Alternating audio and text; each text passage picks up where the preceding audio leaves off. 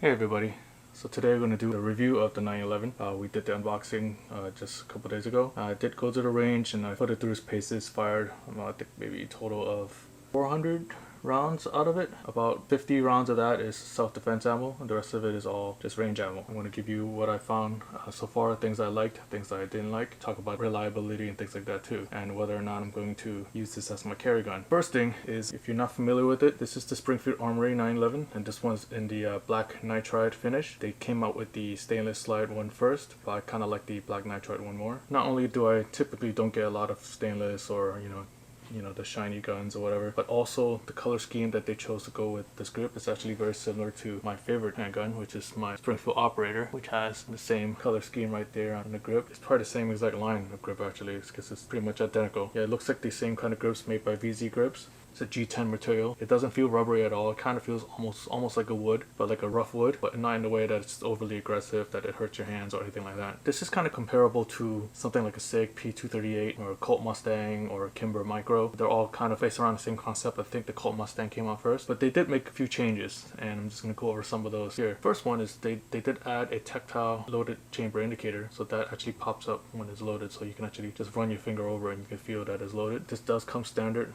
with textured front strap and a back, which is not really a change, but a lot of these other ones, that's kind of like an upgrade and you have to pay extra for that, but that comes standard in this. Another thing that changed is that the extractor is on the outside, and I think the main reason why they did that, I don't think there's any kind of a reliability or performance reason, is because they wanted to give this gun a little bit more of a streamlined profile, which this is also a change from the standard one. Kind of tapers on the way the slide is cut, versus the other ones are more squarish. By tapering it, you don't really have that room anymore for the internal extractor, so they have the extractor on the outside instead, which, I mean, either way it's fine. I don't really mind it either way, and I do like this tapered profile. It's actually makes it look very nice and makes it look even sleeker than the other ones. That's very nice. Mechanically speaking though, pretty much most of it is the same. A lot of people compare this to a 1911, which it is very similar to it. They have the same grip angle, and a lot of these cuts are the same as the 1911.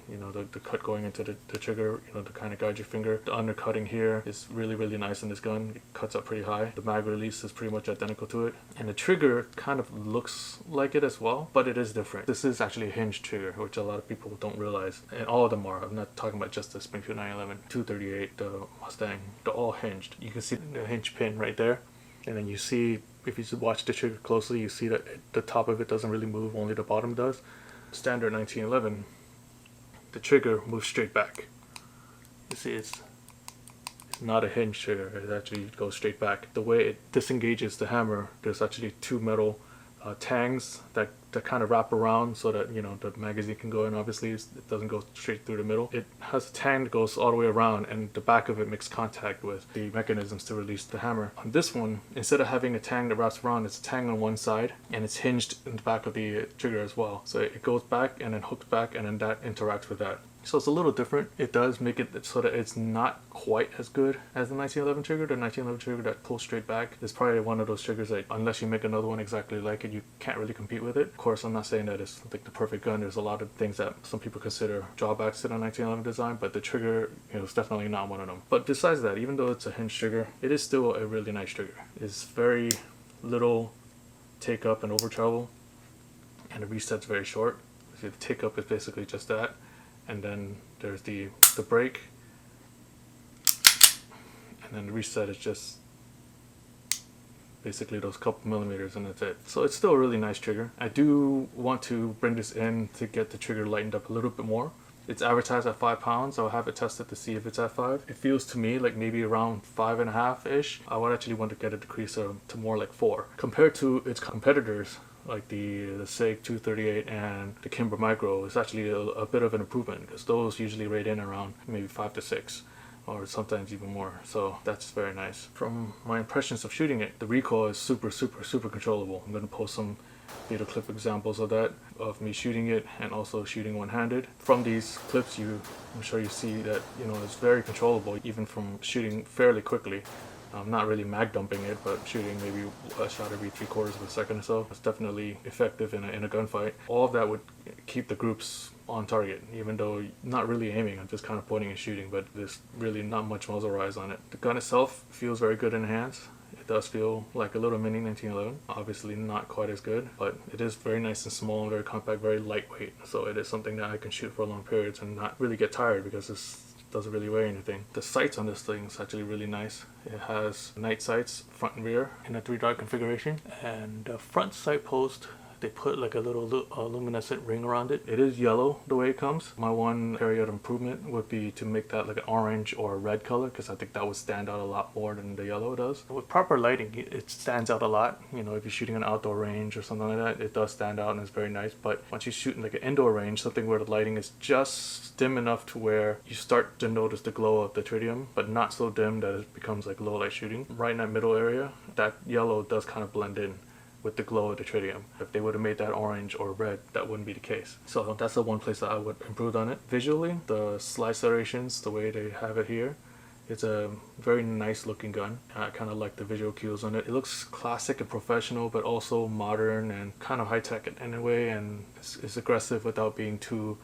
try-hardy, you know, I don't know how to put it, but it's kind of a good balance. It looks like a professional enough gun without looking too tactically, you know, like somebody's trying way too hard, but it does kind of look more upgraded than a standard cheap pistol. The price range on these guns are not too bad. Obviously, you can get an LCP much cheaper, but that's a plastic gun. This does have an aluminum alloy frame. Everything is very high quality in it. The slide is stainless, and so is the barrel with the black nitride finish. It's very, you know, resistant to corrosion, things like that. Although I just got it, so I can't tell you for sure if this finish will hold up over time, but I've had nothing but good experiences with Springfield handguns, so I don't think that's going to be an issue. In terms of reliability, I did used to work for a gun range, and one pattern that I did notice was that small guns tend to be a little bit more finicky. They tend to have a little bit more reliability issues, and maybe some of them would just be a little bit more picky with ammo. So that was the one thing that I was kind of concerned about this. It is actually true. However, the self-defense ammo that I chosen to use based on the Lucky Gunner data I've read on, you know, their test on how well self-defense ammo works is the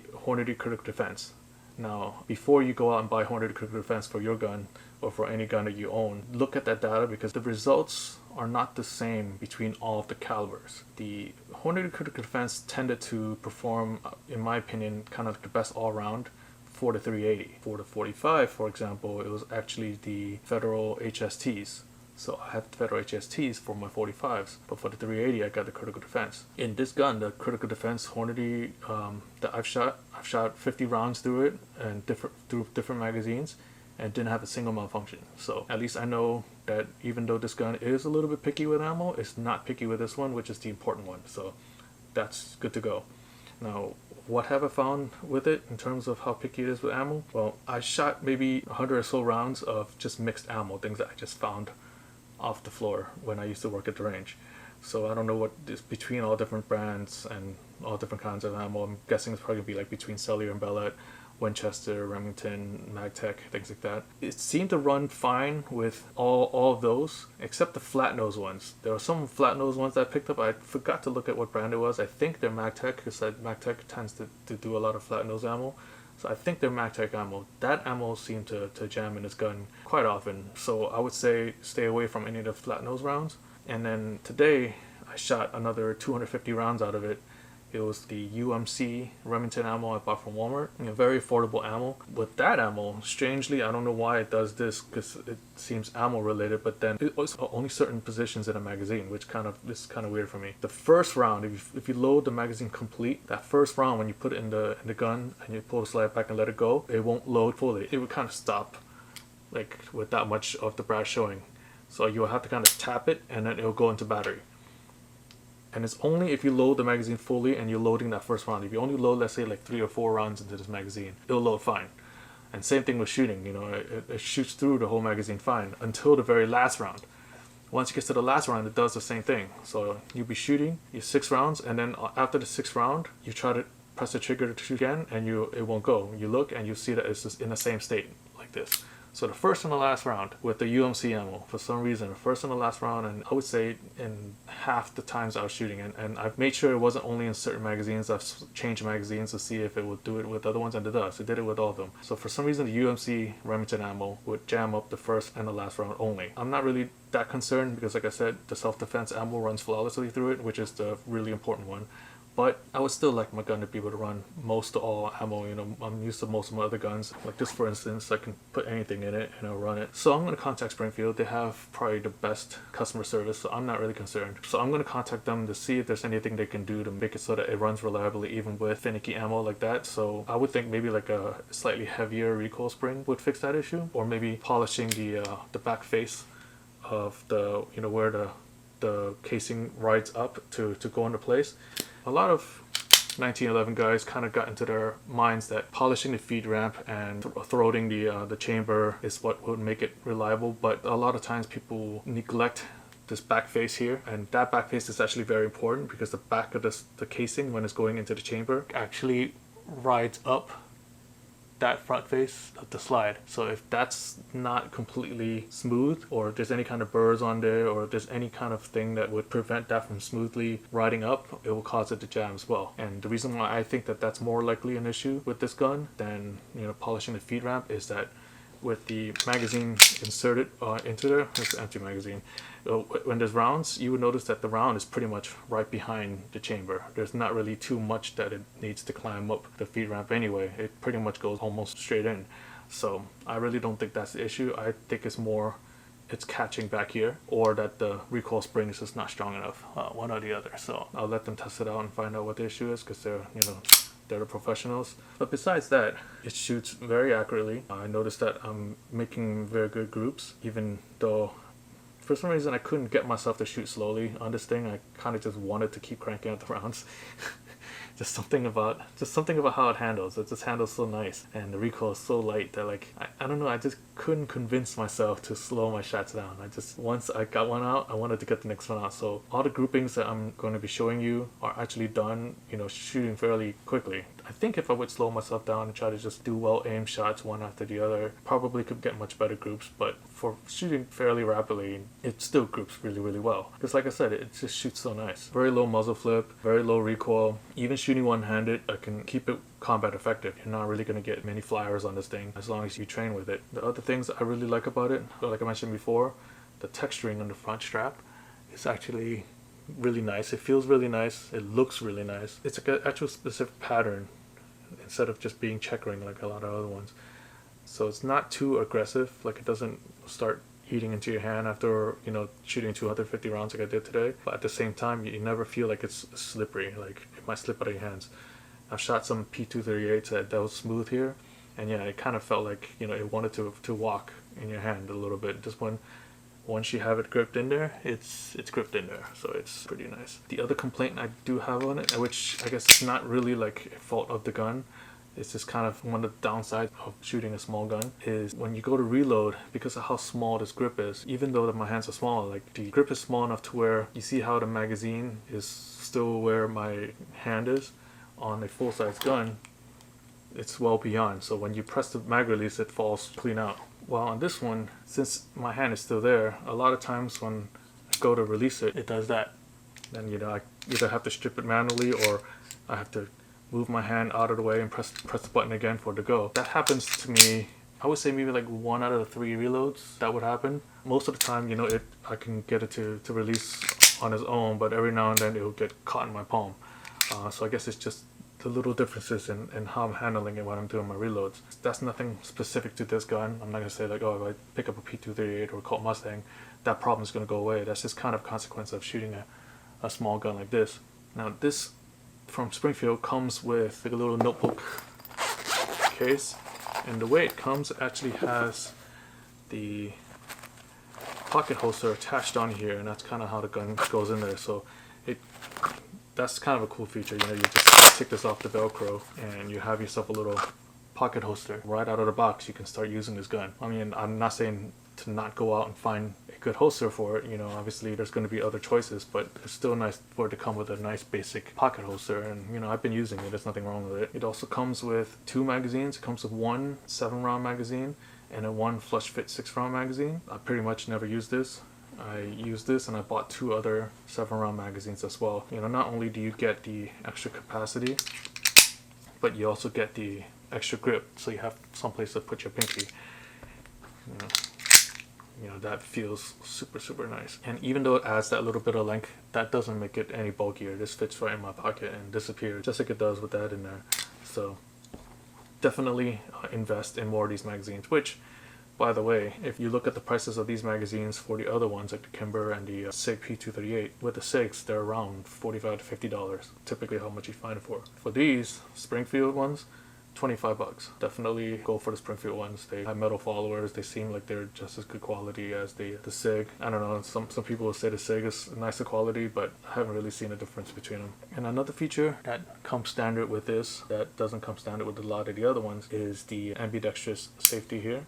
You see it on both sides.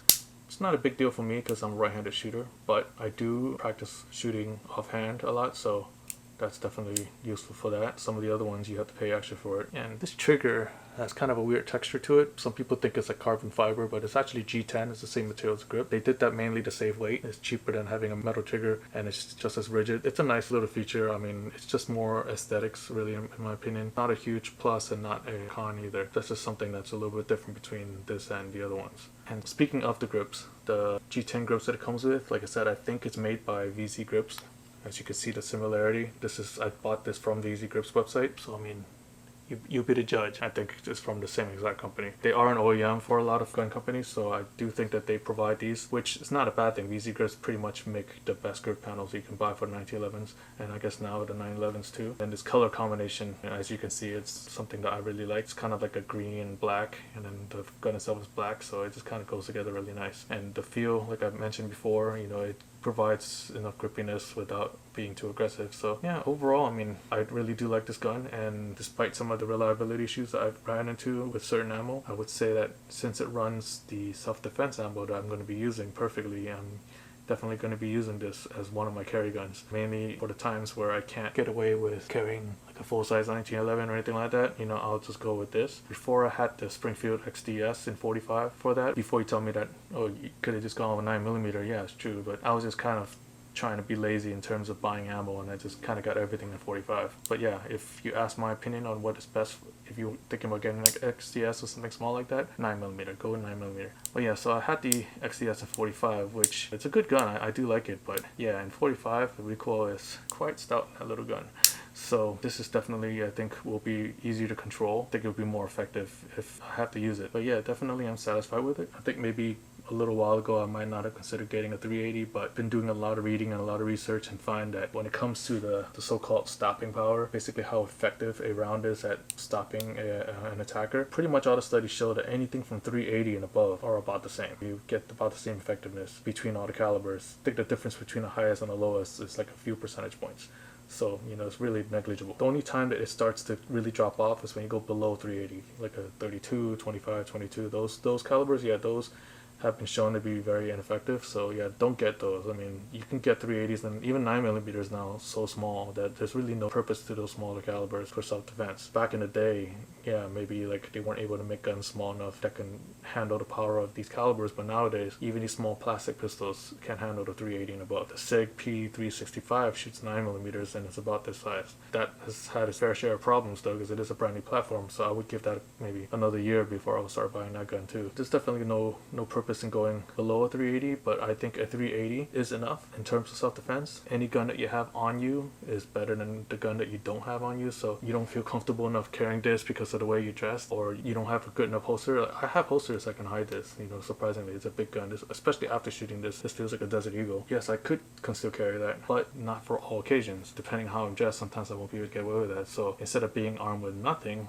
I'll just bring this with me. I mean, this thing is like, it weighs nothing. I can put this in my pocket of dress pants and it's probably not going to show. That's my review of the Springfield Armory 911. It's got a pass from me. I am going to speak to them about the issues I'm having with the range ammo, but like I said, this thing for me runs perfectly fine with the self-defense ammo. Brings me to another point. A lot of people in the gun stores, including the gun store I work for, the way that they tell you about what ammo to buy, they will say, oh, buy a box of self-defense ammo, never shoot it, then buy the range ammo, shoot that. I mean, that's not completely wrong. The self-defense ammo costs a lot of money, but I would definitely recommend whatever self-defense ammo you're thinking about using, buy a box of that, buy 2 boxes of range ammo, shoot the range ammo just to kind of give the gun it's a very small little break-in period, but it's better than nothing, and shoot through that entire box of self-defense ammo to make sure that the gun likes that ammo and that it runs through it flawlessly. And I'm not just talking about this gun, I'm talking about any new gun that you buy, or any time you want to change self-defense ammo. Like let's say you've been using one type for a long time and then you kind of decide based on things you read or based on something one of your friends told you, you want to change to a different type of self-defense ammo. Always shoot a box through it to make sure that it runs through the gun fine. If you can get through an entire box of it flawlessly without any issues, then I would say you can feel fairly confident that it will run fine in that particular gun. And it's different from gun to gun, so I know it costs more money, but how much is your life worth?